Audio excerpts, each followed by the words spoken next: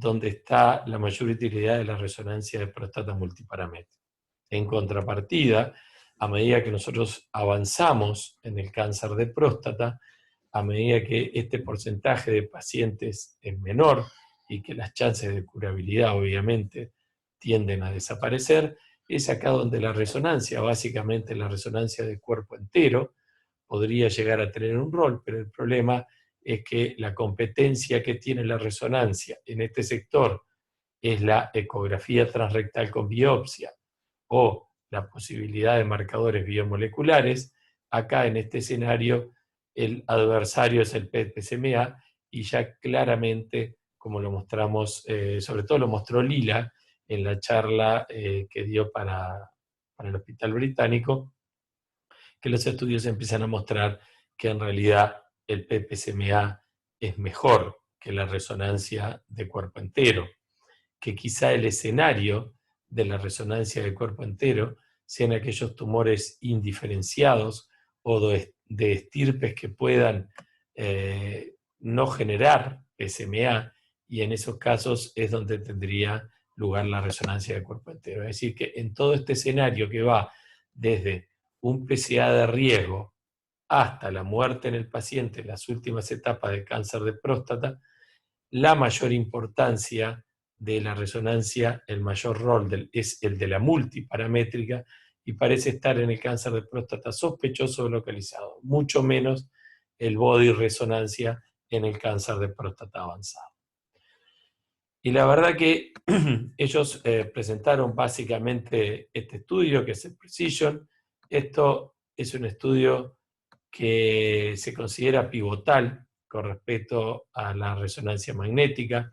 Yo había incorporado una pequeña sigla que no sé si la tengo en la próxima diapositiva, y es que yo les voy a poner un símbolo para que ustedes se acostumbren a cuáles son los estudios que yo considero que ustedes sí o sí deben leer con detenimiento. Eso, leerlo con detenimiento, significa que quizá pidan, por ejemplo, una entrevista para un grupo de ustedes en la cátedra del piso 2, donde está la gente de epidemiología, y arreglen un par de días para ir a leer con ellos el artículo, para leerlo detenidamente desde el punto de vista del diagrama estadístico.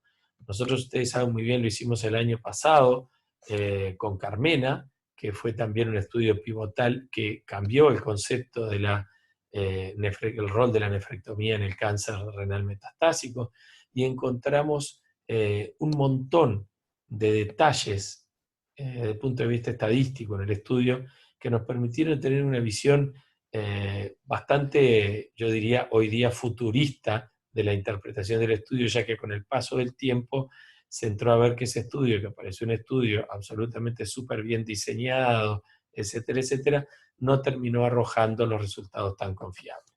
Y entonces el Precision, que está citado en todas las guías, es el estudio que se estaba esperando en resonancia magnética, porque fue un estudio prospectivo, randomizado, diseñado específicamente para saber la capacidad que tiene la resonancia de identificar lesiones de alto grado, que sería uno de los targets. Si ustedes recuerdan las recomendaciones de la ASCO, uno de los targets en cáncer de próstata localizado es tratar de evitar el sobrediagnóstico y el sobretratamiento. Y lo que se extrapoló es si este estudio también podría ayudarnos para el seguimiento de la vigilancia activa, a pesar de que tenemos que tener claro que la población que ellos estudian no es una población igual a la que está en vigilancia activa. Eso lo vamos a ver después, más adelante, es una reflexión personal que yo les quiero hacer. Y estaba basado en que todos los datos que había hasta el momento eran retrospectivos, pero hablaban muy bien de la utilidad de la resonancia magnética. Entonces, cuando ustedes vean este símbolo en los artículos que yo haga en las presentaciones, significa que son los artículos que se tienen que ir a leer después de la presentación, y ya son artículos que tienen que preparar para leerlo con alguien que maneje un poco mejor que nosotros la parte de estadística. Básicamente, fíjense, tiene algunos elementos que lo convierten en un fase 3, obviamente. Es un ensayo prospectivo, es multicéntrico, randomizado, Es un estudio de no inferioridad, es decir, como el gol estándar era la biopsia de 12 cores guiada por ecografía transrectal, lo que intentó demostrar era si la resonancia magnética no era inferior a la ecografía transrectal estándar que nosotros hacíamos con un PSA de riesgo. Ustedes saben bien que los estudios de no inferioridad tienen algunas características que tienen que estar descritas en material y métodos, que el límite de inferioridad lo fija el autor. Ese límite de inferioridad a veces puede estar preestablecido en el uso de drogas. Este es el típico estudio que se usa para comparar drogas. En este caso también compara dos métodos diagnósticos y habitualmente se fija un número en el que se considera que por encima de eso ya se demuestra la no inferioridad, que es distinto a los estudios de superioridad, donde no solo tienen que demostrar que no son inferiores, sino que se fijan en generar un target un poquito más exigente para lograr la superioridad. Y eso a veces en estudios diseñados para no inferioridad, cuando se supera muy rápidamente o la diferencia es muy grande, terminan incluso demostrando superioridad. Pero básicamente el Precision fue diseñado como de no inferioridad. Fueron 500 pacientes que se randomizaron en dos brazos, un brazo que se le hacía resonancia y se le hacía una biopsia guiada por resonancia, y otro brazo que se hacía lo estándar. Y como les dije, el objetivo primario fue determinar si era capaz de detectar más cáncer de próstata agresivo, más cáncer de próstata clínicamente significativo, básicamente basado en Gleason 7 o más. Acá habla de Gleason 7 porque cuando se diseñó el estudio, no es un estudio que fuera diseñado en la randomización o en el endpoint, perdón, si era Gleason 7 de bajo riesgo o de alto riesgo. Era simplemente 3 más 4, 4 más 3 o de ahí para arriba. Y globalmente, este es el resultado final grosero del endpoint, fue aproximadamente un 12% más de diagnóstico de cánceres de próstata clínicamente significativo en el grupo que se hizo con resonancia con respecto al grupo de la biopsia estándar. Y esto fue lo que hizo que la utilización de la resonancia magnética previa a la biopsia en pacientes con sospecha por un PSA de riesgo empezara a competir con los marcadores biomoleculares para justificar si se biopsiaba o no se biopsiaba a los enfermos, y en el caso que se decidiera biopsiar, usar la biopsia guiada como target, porque teníamos 12% más de chance de diagnosticar cáncer con Gleason 7 o más. Entonces, fíjense ustedes que la diferencia es una diferencia porcentual y que en el N del estudio fue clínicamente significativa. ¿Se acuerdan que habíamos comentado que el Precision pretendía también extrapolar y saber si esto nos iba a servir para las rebiopsias de los pacientes que tuvieran en vigilancia activa, ya que estaban ya publicados, ¿verdad?, también los primeros datos de vigilancia activa a 10 años de seguimiento, y en el análisis de PRIA se había demostrado que el único factor de riesgo independiente para encontrar patología adversa, es decir, que podía cambiar el pronóstico de los enfermos que estaban en vigilancia y iban a salir, era encontrar Gleason 7 en las biopsias.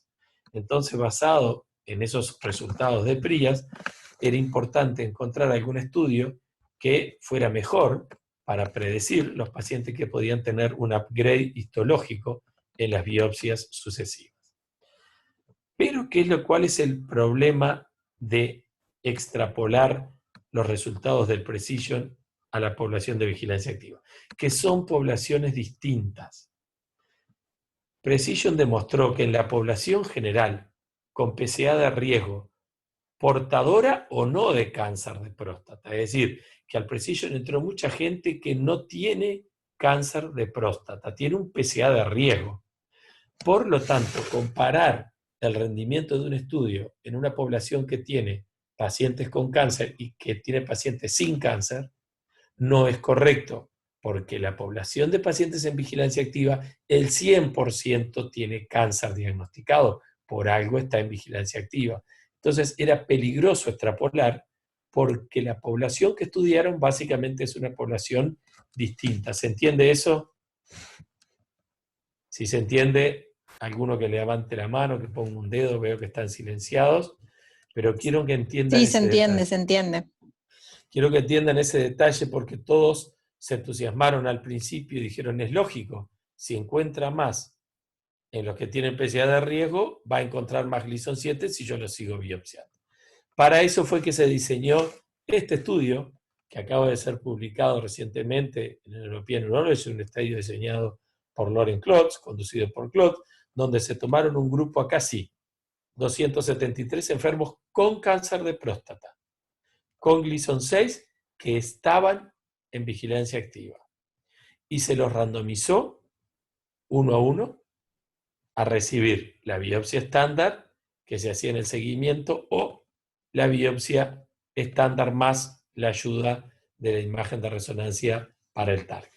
Y se midió al año y a los 2 años, el endpoint fue la capacidad de detectar upgrade en la biopsia sucesiva de pacientes en vigilancia activa al primer y al segundo año. Ustedes saben muy bien que si bien esto facilita porque son solo 2 años de seguimiento, también se sabe que en los primeros 2 años es donde ocurre la mayoría de la migración de pacientes de vigilancia activa a tratamiento activo. Por lo tanto, me parece que es una buena cosa tomar esta corte en los primeros 2 años, que es donde tenemos más chances de que ocurran el upgrade. El upgrade en biopsia número 4 o 5 es muchísimo menor a la rebiopsia número 1 o 2. Y así, con este diseño, los resultados fueron absolutamente opuestos a los del Precision. Es decir, la utilidad de la resonancia estuvo al año y a los 2 años en el mismo nivel que la biopsia estándar guiada por ecografía transrectal. Es decir, 2 porcentuales menos para la resonancia magnética. Es decir, no logró demostrar la superioridad de su utilidad en un PCA de riesgo para encontrar por primera vez el cáncer de próstata, ese 12% más de capacidad de detectar Gleason 7 no lo encontró en los pacientes que están en vigilancia. Y mi reflexión personal de eso es que estudiaron poblaciones diferentes. Uno estudió poblaciones con y sin cáncer y la otra estudió población con cáncer. Es decir, que ya hay un sesgo enorme de los pacientes que estaban en un estudio y en otro. Y creo que esa es la razón por la cual el rol de la resonancia no pudo reproducirse, simplemente porque estamos hablando de un escenario completamente diferente. Y acá viene la reflexión que yo la comenté cuando hablé en la clase pasada de Adam Kivel de Harvard, del Dana-Farber, en lo que él dice que es claro que la resonancia tiene un lugar en el diagnóstico y en la estadificación y en la planificación del tratamiento de cáncer de próstata localizado. Es claro que tiene un rol, no lo vamos a negar. Lo que preocupa a veces es la sobreutilización. Y la sobreutilización, vamos a volver a la diapositiva que yo le mostré hoy, él está hablando básicamente de esta etapa, en la etapa de diagnóstico o en la etapa del cáncer localizado, en el cual uno tiene altas chances de curar, en el cual uno planifica los tratamientos que van desde la vigilancia hasta los tratamientos activos. Entonces, en este lugar es que él dice que la resonancia tiene un rol, pero ojo con la sobreutilización. Y esa sobreutilización puede ir desde pensar que todos los enfermos tienen que hacerse biopsia con una resonancia y ya no directamente por ecografía transrectal. Si nosotros vemos, la diferencia porcentual clínica es de un 12%. Es decir, que no es un porcentaje extremadamente elevado desde el punto de vista para la diferencia clínica. Sí que fue significativa la diferencia por el N logrado y por la planificación, pero es 1 de cada 10 enfermos que realmente nosotros vamos a encontrar el cáncer que no lo encontrábamos por la ecografía transrectal. Entonces la pregunta es, en un paciente que tiene un PSA de muy alto riesgo, un tacto rectal ya patológico, un paciente en una edad que quizá el tratamiento, por ejemplo, pueda no ser una prostatectomía radical con preservación nerviosa, cuidar las bandeletas, etc. Si ese paciente va a ir a lo mejor a radioterapia, si ese paciente es un paciente en el que las opciones terapéuticas pueden ser discutidas, ese paciente quizá, y si ese paciente no tiene acceso fácil, y si ese paciente no tiene el dinero, no va a estar mal estudiado porque se haga una biopsia transrectal por ecografía. Ese paciente quizás son los que nosotros debemos reservar la resonancia. A la inversa, un paciente joven, un paciente que tiene un PSA levemente de riesgo, con un tacto rectal normal, cuyas opciones terapéuticas quizás se beneficien todas de la resonancia. Por ejemplo, si se va a hacer una vigilancia activa, nos puede aportar. Si se va a hacer una terapia focal, va a necesitar tener una resonancia.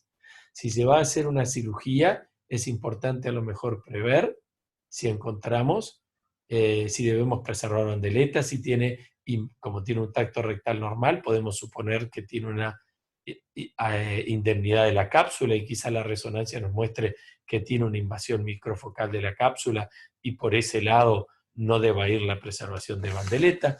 En ese caso, el paciente tiene acceso a la resonancia y la puede pagar, entonces, ¿por qué no ofrecerle la resonancia? ¿Entienden entonces el mensaje, chicos, de que si ustedes van a las guías imponen y dicen que es de primera opción, pero cuando ustedes van a ver, no es que las guías digan que es lo único que hay que hacer. Las guías dicen que ustedes ven en la parte de arriba, dice resonancia multiparamétrica con biopsia, ya sea por biopsia transrectal o por biopsia transperineal guiada o ecografía transrectal con ecografía y biopsia transrectal o seguimiento del PSA, cinética del PSA, etcétera, etcétera, para eventualmente decidir una biopsia. Es decir, que la resonancia se ha incorporado y tiene un lugar, pero debemos poder manejar de acuerdo a cada paciente. Por lo tanto, yo recalcaba de esta diapositiva eso que es nueva imagen, imágenes de la nueva generación, sí, pero de acuerdo al escenario clínico. No quiere decir que para todo el mundo, no quiere decir que ya no se puedan indicar biopsias por ecografía transrectal. Hay que tener en relación el estadio de la enfermedad, el escenario clínico, si me va a guiar el tratamiento, si me va a cambiar las decisiones. Esos son los 2 casos anteriores que yo les expuse, y en esos casos creo que realmente estaría justificado el uso de la resonancia previa a la biopsia. Entonces, las recomendaciones de ASCO, recordémosla, ante sospecha de cáncer de próstata, estamos hablando de Precision Trial, estamos hablando de pacientes con PSA de riesgo, pero sin diagnóstico. La prioridad tiene que ser mejorar nuestro diagnóstico basado en 2 pilares: disminuir el sobrediagnóstico y disminuir el número de biopsias. Es decir, que si yo tengo una enfermedad no visible, debería de considerar no biopsiar. Si yo tengo un tacto rectal patológico y la resonancia no me lo muestra, ¿alguien va a dejar de biopsiar ese paciente? Creo que nadie. Si yo tengo un paciente con un PSA muy alto proporcional para la edad, tengo 15 de PSA en un paciente de 60 años, o tengo una densidad de PSA extremadamente elevada, de 25, de 30, y la resonancia no me muestra una lesión de PIRAT 3 a 5, es decir, sería una resonancia normal. ¿Vamos a dejar de biopsiar a ese enfermo? En ese caso, quizás son los casos en que no hay que utilizarla, porque utilizar la resonancia para disminuir el sobrediagnóstico y el número de biopsias como siempre les digo, si le piden un estudio, es para creer en el estudio, y ese estudio lo que le muestra, le tiene que cambiar la conducta. Si yo ya de antemano, por el PCA y el tacto, decido que se tiene que biopsiar, ese paciente se va a biopsiar. Quizá después le pide la resonancia para otras cosas, o quizá no se las pida. Pero tienen que entender que cuando yo pido la resonancia con un PCA de riesgo, tengo que hacer menos diagnóstico para no hacer sobrediagnóstico y tengo que tratar de reducir el número de biopsias. Y si yo encuentro una enfermedad visible, y esto fue lo que demostró sí el Precision Trial, fue que si yo tengo una enfermedad visible, considerar una biopsia dirigida y esto me mejora el diagnóstico. Y lo logro 12% más de cáncer de Gleason mayor de 7 cuando yo tengo enfermedad visible en la resonancia. Y, como les decía, puede ser que yo no la haga de inicio, pero después la use para estratificar mejor el riesgo. Tengo una resonancia positiva, quizá no sea el mejor candidato para una vigilancia. Tengo una resonancia negativa, quizás sí pueda ser un buen candidato.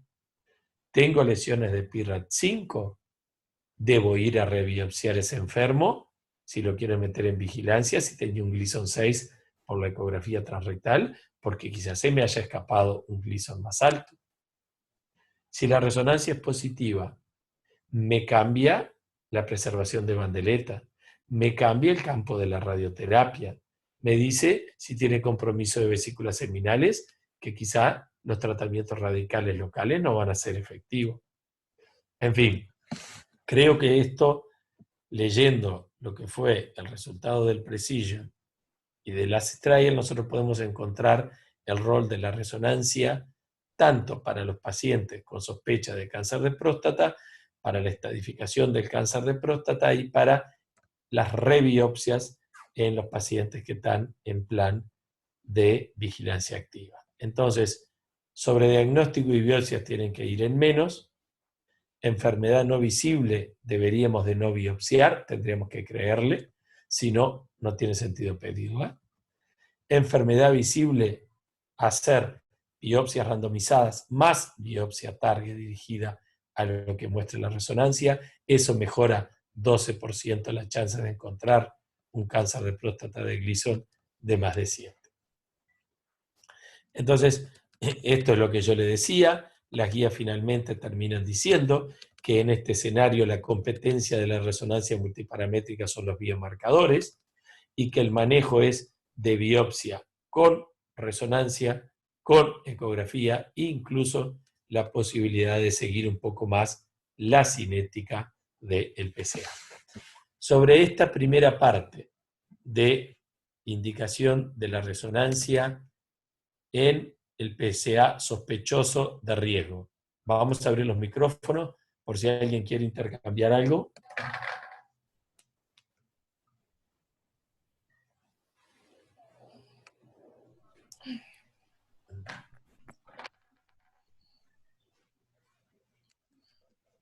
Buen día, buen día.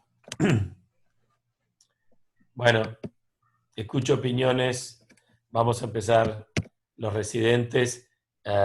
Pregunta, primero, ¿les queda claro en qué pacientes con PCA de riesgo o sospecha de cáncer de próstata por tacto o densidad de PCA ustedes no pedirían? Por ejemplo, Lucía Ventura, que aparece, la podemos desbloquear y preguntarle a Lucía si le queda claro en qué casos ella en eso no usaría la resonancia. Hola, buenos días. Sí, me quedó claro. En realidad la resonancia magnética no la solicitaría en pacientes que tenga un PCA de riesgo y una sospecha o un tacto rectal patológico. En ese paciente quizá de inicio se le puede hacer una biopsia guiada por eco y la resonancia utilizarla después para una estratificación o dependiendo del tratamiento que le vaya a ofrecer. Si el paciente te dice, Lucía, Sí. que él quiere hacerse una resonancia, ¿está mal? ¿Está bien? Y dependiendo, o sea, de si, o sea, el paciente decide hacerse la resonancia, puede hacérsela. Está Perfecto. bien. Está bien, ese es el otro concepto.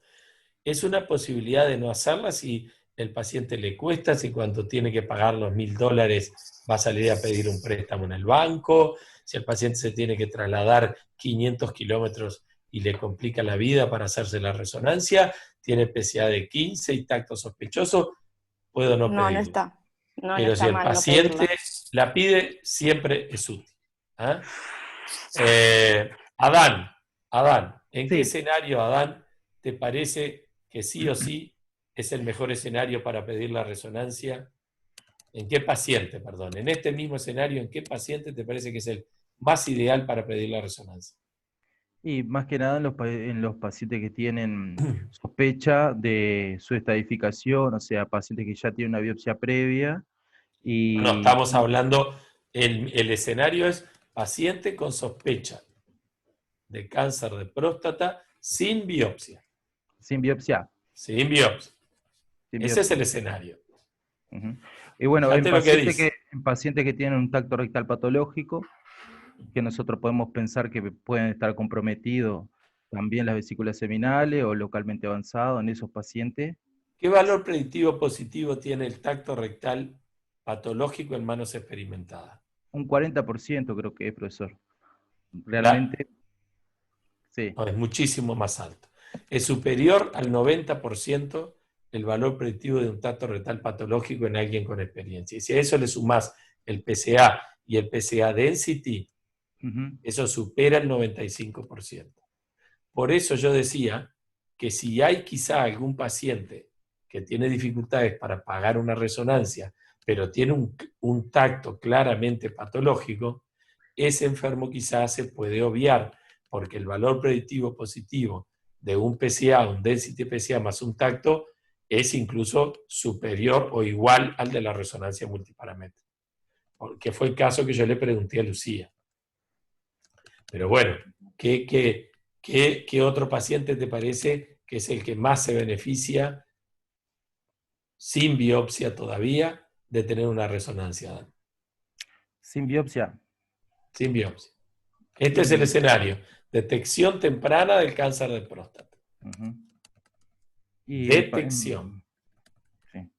En realidad en pacientes que pensamos que tienen un tumor que puede ser localmente avanzado, como un T3, ahí se beneficiaría, porque nosotros ahí podríamos mandar la resonancia previa, o también se puede mandar la resonancia previa y después la biopsia y ver, digo, en esos pacientes se podría Perfecto. beneficiar.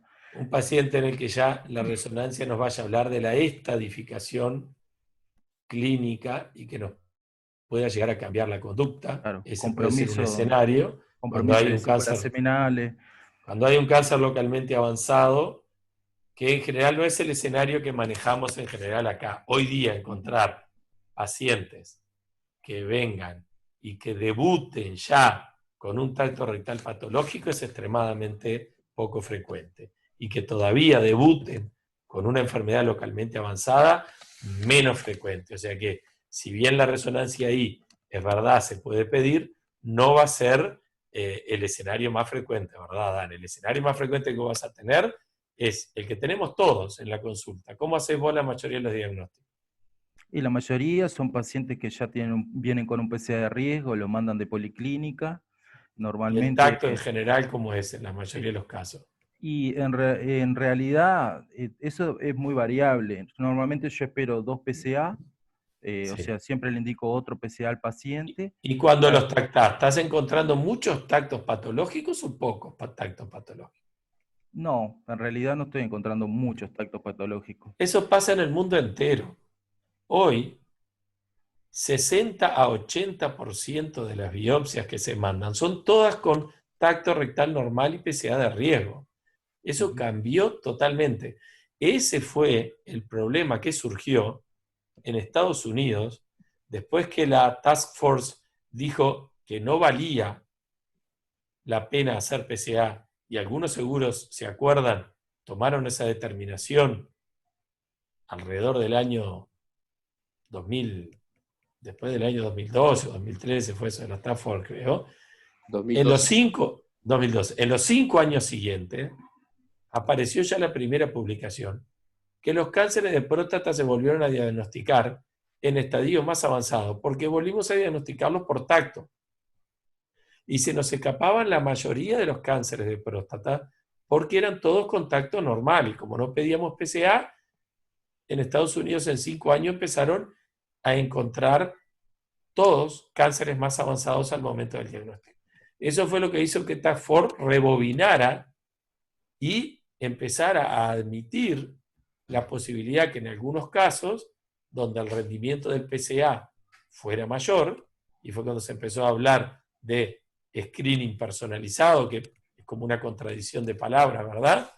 Porque una cosa no va de la mano de la otra, pero en fin, es el término que se acuña, lo de screening personalizado. Es decir, la mayoría de los escenarios hoy, Adán, van a ser, como yo le decía, el escenario ideal para pedir una resonancia y el más frecuente en un paciente con PSA de riesgo va a ser un paciente con un PSA de poco riesgo, con un tacto rectal normal, joven, muy joven, en el que la posibilidad de tratamiento sean múltiples, que van desde la vigilancia, la terapia focal, la braquiterapia, la radioterapia, la cirugía con preservación de bandeleta.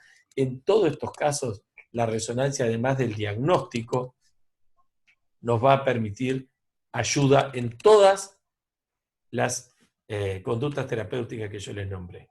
Entonces, claramente queda visto que la resonancia siempre se puede pedir, pero si hay limitación de dinero, si hay limitación de logística, o si hay una clara evidencia de un PSA de muy, muy alto riesgo, o un tacto rectal muy claramente patológico, en un paciente añoso sobre todo, en el que las limitaciones de la terapéutica se ven restringidas, en esos casos quizá de entrada pueda no pedirse, y de acuerdo al Gleason, la biopsia y los elementos de riesgo de la biopsia, y lo que el paciente decida hacer con eso, podamos utilizar la resonancia.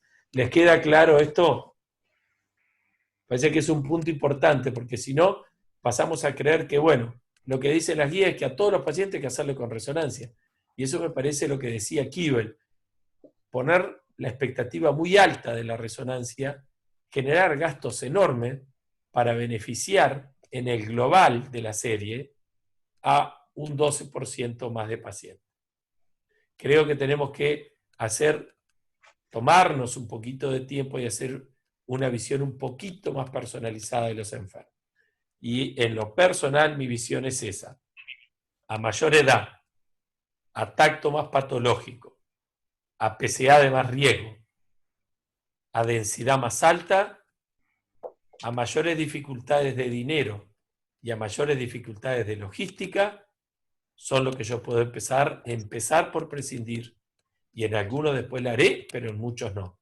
A la inversa, pacientes muy jóvenes, PSA muy border, density PSA en torno a 15, poquito más, poquito menos, en el que la cantidad de opciones terapéuticas son muchas y todas se benefician de la resonancia, y en el que me interesaría encontrar